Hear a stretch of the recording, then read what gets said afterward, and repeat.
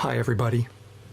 Before I bring out my topic for this year, taking you down the checklist of things to do in order to absolutely slow, hinder, even ruin your Security Operations Center function, I do want to recognize that as we sit together virtually here in the spring of 2021, we have all been remarkably resilient.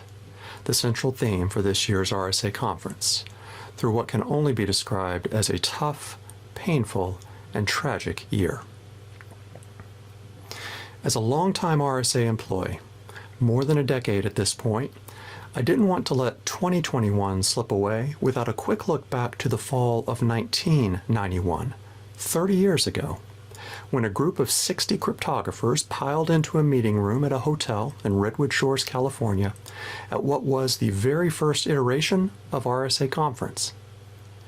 RSA Conference itself has been resilient over the years, growing and growing into the tens of thousands of attendees, becoming a driving force behind the world's cybersecurity agenda, the central point where people from around the world gather to share, learn, and grow, and the place that provides a forum for innovation and partnership. Please accept my sincere thanks and gratitude to you and all your fellow attendees for continuing to make RSA Conference relevant, interesting, and valuable. Now, on to the main event, at least for this session. I'm pretty sure you're not here trying to figure out how to sabotage your Security Operations Center function. The purpose behind my talk is to lay out 5 discrete areas where we've seen organizations, even the best funded and most mature, sometimes fall into a hole. If you'd like to fall into any or all 5 of those holes, then have at it. But my goal is to point out these holes and to get you thinking about how you and your colleagues can do a better job securing your organization from threats, both external and internal. I'll also make this commitment to you up front. Thus far, you've probably already seen too many presentations with far too many bullets. What I have for you today is almost all images. There's only one slide with bullets at the end where I'll deliver some actionable recommendations for you to get started. So let me get started here now. Regardless of where you and your organization may be on your security maturity journey, most of us realize that we can't protect what we can't see. Clear and unimpeded visibility into everything you manage is a must-have. But visibility means different things to different security operations centers or SOCs. It's not unusual to start with a log collection capability, often through your SIEM, your Security Information and Event Management tooling. Good technology that's been around for more than 15 years at this point. And so you bring your set of SIEM glasses to maximize your visibility. You've spent good money on those glasses. You've got the right prescription. You're pretty sure you can see things pretty clearly. And as a bonus, your SIEM might not help you only with your security operations needs, but also with demonstrating your compliance with externally imposed regulations, where you may need to store those collected logs for months or even years. The fail in many SOCs is to stop there, to stop with the SIEM and think that you are finished. Why is that? In today's world, with today's adversaries, if you've just brought a single set of glasses to this fight, a single set of lenses, relying only on your SIEM to detect the badness that may be inside your environment already, you and your SOC are going to fail. Let's remember that your SIEM, however old or new it may be, is primarily designed to capture logs.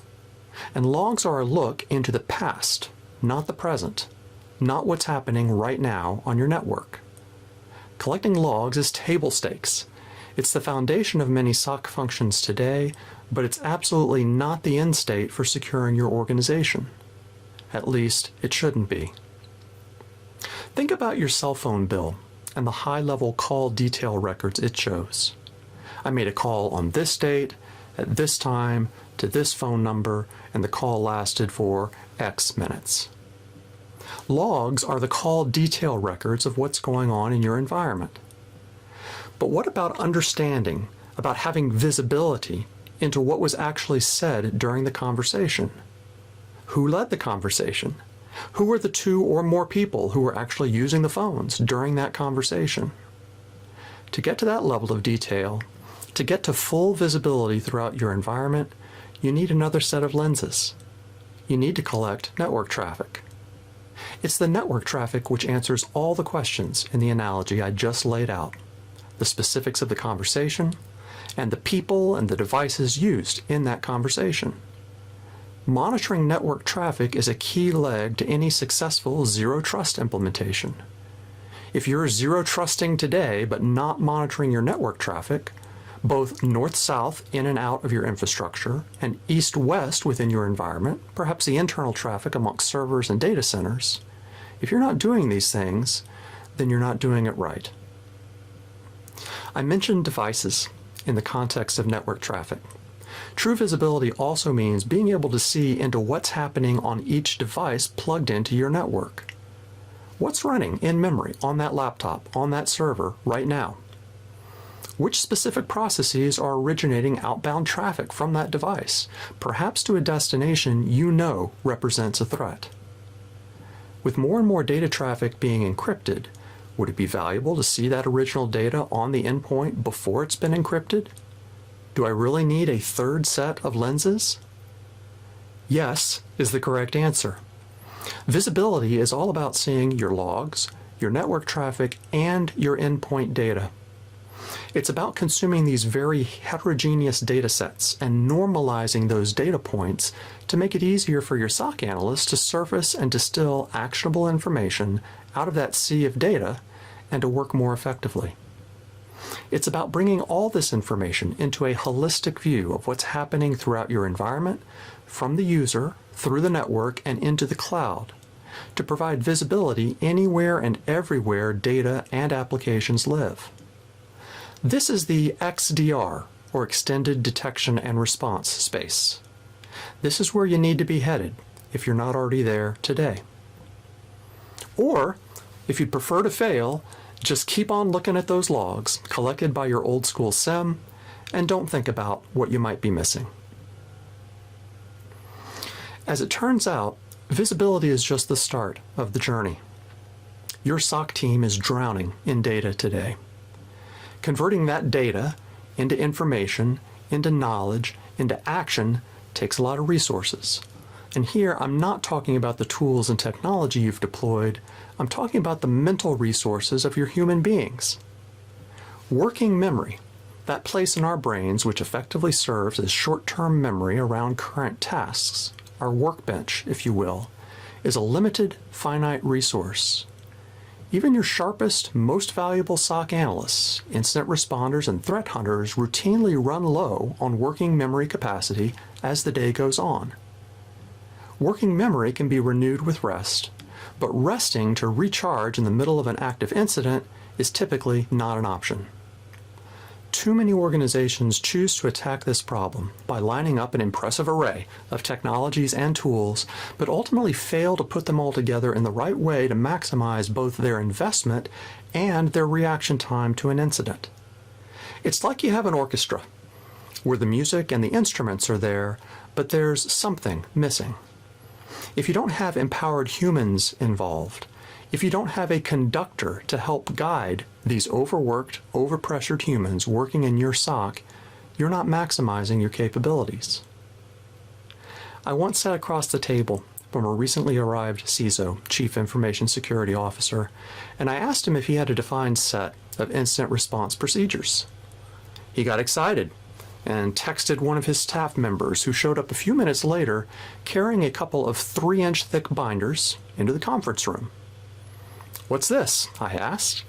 "This," the CISO proudly said, "is the comprehensive set of instructions and policies to follow for all the potential attack vectors we've identified so far." I congratulated him on what was clearly a huge documentation project, one created with the best of intentions, but when I then asked how the humans in the SOC were supposed to reference this collection of information, he assured me that every member of the SOC had copies of these 2 binders at their desks. "How frequently do you update them?" "A couple of times a year, probably," he answered.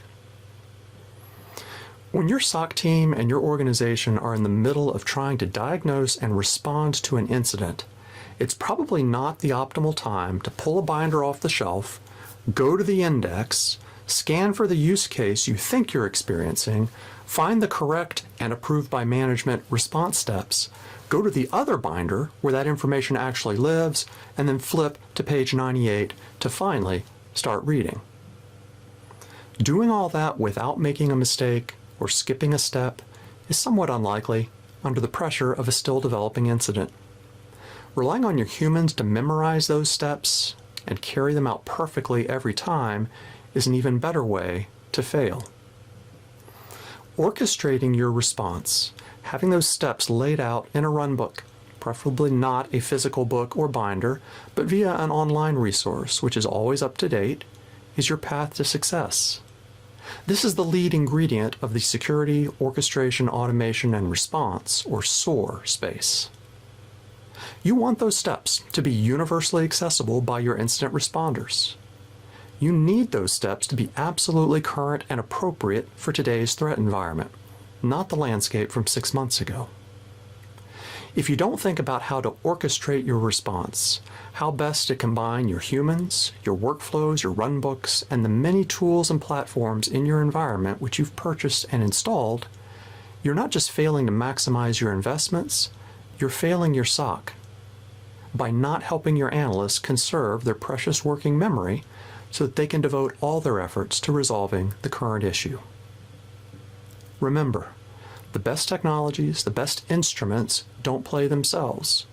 You can't have an orchestra without your humans and a conductor to guide them along. That's where a solid SOAR solution, security, orchestration, automation, and response, can help.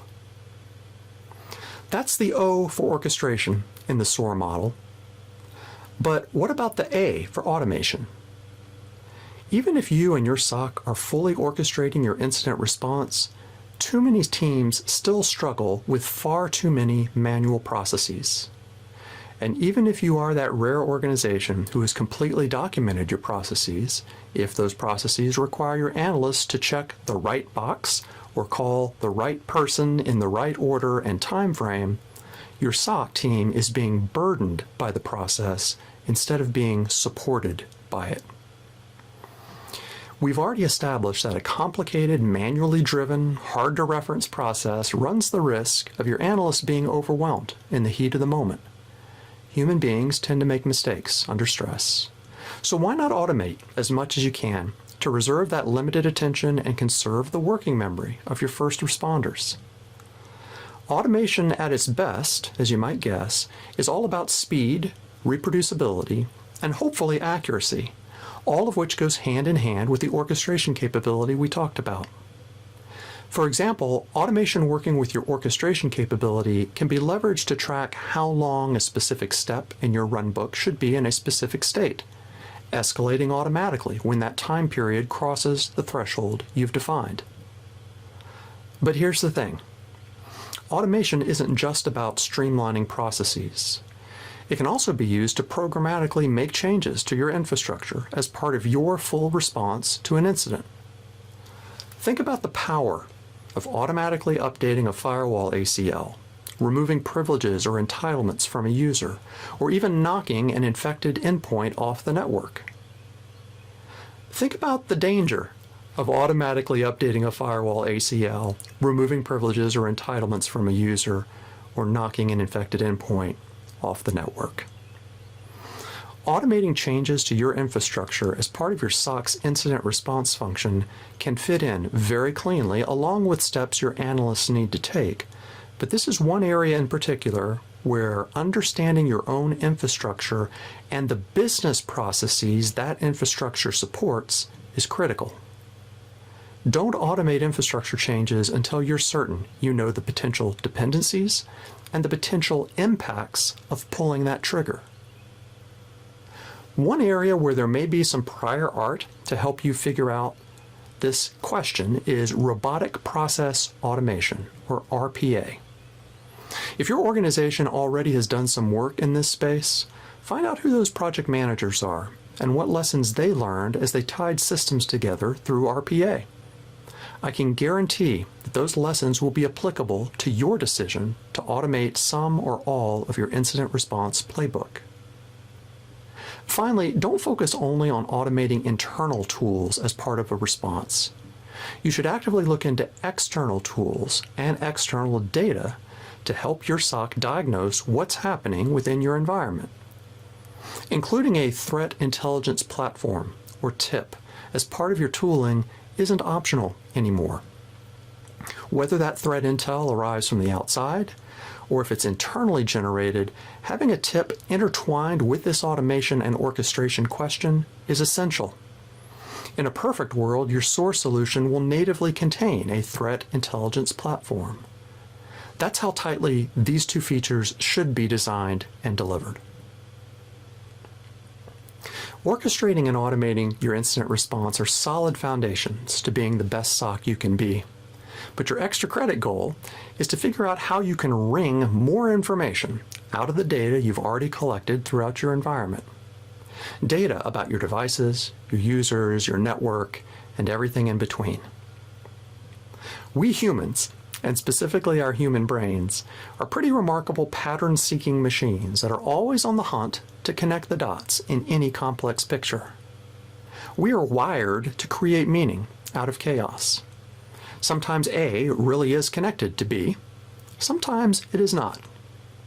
But if there's one truism where I think we can all agree, even your biggest brained analyst will crumple under trying to make sense of tens of thousands of incoming events per second on top of the gigabytes and gigabytes of network traffic you may be ingesting at any given point in time.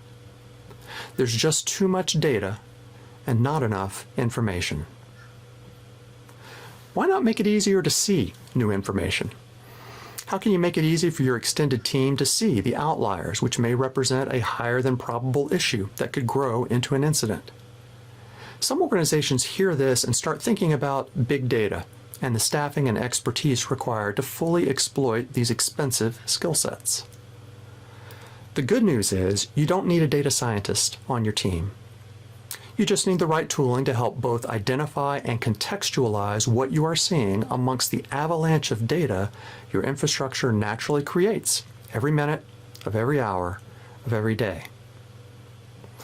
Too many organizations don't put all those puzzle pieces together. They're simply overwhelmed with the existing noise and activity within the environment. I once had a conversation with a multinational bank who admitted they had flat out stopped listening to a portion of their network, stopped actively monitoring it as they just could not cut through the data flood. Enter the power of analytics. Just like SIM is table stakes for the SOC, teasing information out of that noise through correlating different data points with one another is the place to start, but not a place to stop. Today's strongest threat analytics solutions leverage machine learning to automatically monitor and alert on potentially dangerous behaviors of users as well as devices. A good analytics solution, especially in the context of threat detection, needs to be up to date with data models. These models are at the very heart of any machine learning solution. Traditional on-premise solutions must wait for model updates to be released by vendors and may then be further delayed through change control and other IT procedures at the customer site. That's why you should look first for this capability delivered as a cloud-based software as a service, or SaaS. It won't surprise you to learn that analytics solutions are very data hungry. A traditional on-premise analytics implementation might require you to purchase capacity years in advance, much of which may not be needed anytime soon. SaaS-based analytics gives you tremendous flexibility to add new capacity only when it's needed. And with no local installation needed, no rack space for the new storage, no concerns about powering up yet another piece of equipment in the data center. We've spent a lot of time talking about technology and tooling, but of course you know that your most important ingredients in the SOC are your people. And sometimes we forget that human beings are not widgets to be snapped into an unflexible process. We don't want to strip the gears, right? Beyond everything else we've covered today, what can you do to relieve the friction that can drive away your best SOC analysts and threat hunters? One way to make those tough jobs in the SOC a little stickier in an effort to keep your A players around and engaged is to set up job rotations for your key personnel. You know, that level 1 analyst who's only been on board for 6 months, but you've already figured out that she is a rock star, someone you cannot afford to lose. You don't want to just tell her about her potential career path at your organization. You can show her by taking her out of her triage seat every now and then to shadow a level 2 or level 3 analyst elsewhere in the SOC. Maybe a half day every other week, for example. Let her see what that next step looks like and experience that next level career step. Job rotations aren't just a benefit to that frontline SOC analyst in my example. That level 2 or level 3 analyst is not someone you assigned this shadowing project randomly. He may also be just as much a rock star as she is. Perhaps you publicly designate him as a mentor or a champion within your organization. Recognition that doesn't cost money or require a formal title change. It's a role that makes him or her stand out from their peers in a good way. In my own organization, we leverage mentorships to dry run potential future people managers as the skill sets between mentors and managers overlap in several important areas. Now, you may be in an organization that isn't large enough yet to have 2 or 3 levels of analysts within your SOC. You may have outsourced some or all this function to an MSSP, a Managed Security Services Provider. That's great. And it's not a model reserved only for small or medium-sized organizations. Even larger companies may benefit from this model. If I'm describing your situation here, I strongly encourage you to plan on comprehensive review sessions on a regular cadence with your MSSP provider, maybe once a quarter. You want to maximize your investment by learning more about how exactly they protect your environment. Think of it as a skills transfer so that you gain more and more knowledge over time. Good MSSPs won't be threatened by this possibility that you may leave them at some point in the future once you can do everything yourself. The good ones will be more than happy to have this conversation with you. Finally, one more approach to avoid stripping those gears is to remind your entire employee population that securing the organization isn't just the responsibility of your folks in the SOC. All of your employees need to be reminded that they are extended members of your security team. Every employee is on the front line, and your security awareness program should take that approach. That security awareness program is hopefully something you already have in place today, something that gets revised on at least an annual basis. The more educated and empowered your frontline workers are, the better it is for your analysts and threat hunters working in the SOC.